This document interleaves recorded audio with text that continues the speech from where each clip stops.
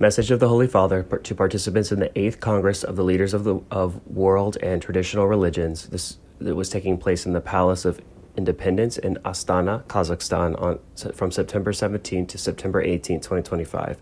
Peace, Shalom, Salam, Vebit Shilik. I send heartfelt greetings to all those participating in the 8th Congress of Leaders of World and Traditional Religions, convened in Astana under the theme, quote, Dialogue of Religion, Synergy for the Future, end quote.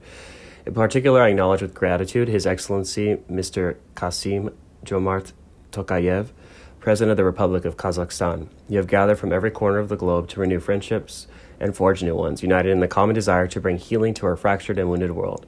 This theme is especially timely, underscoring the vital role of interreligious dialogue in an age marked by violent conflict. At its heart, synergy means working together, both with one another and with the divine. Every authentic religious impulse fosters dialogue and cooperation, grounded in our innate awareness of the interdependence that binds individuals and nations.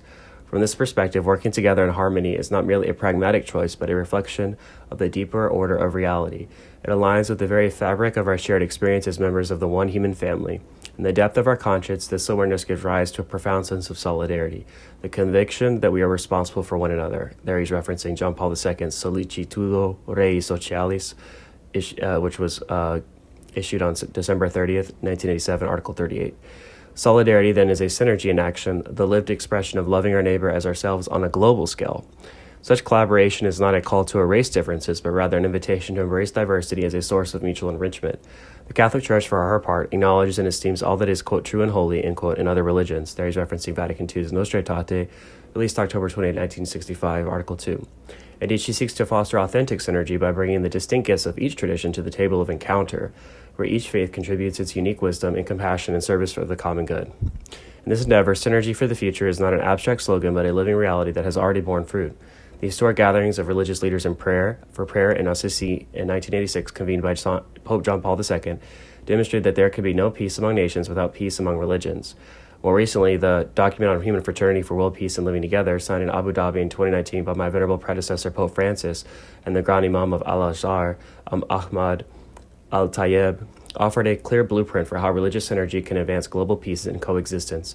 We witnessed the same spirit at the last meeting of this Congress in 2022, where leaders of diverse faiths, including Pope Francis, came together to condemn violence and extremism, advocate for the care of refugees, and call upon all leaders to work jointly for peace.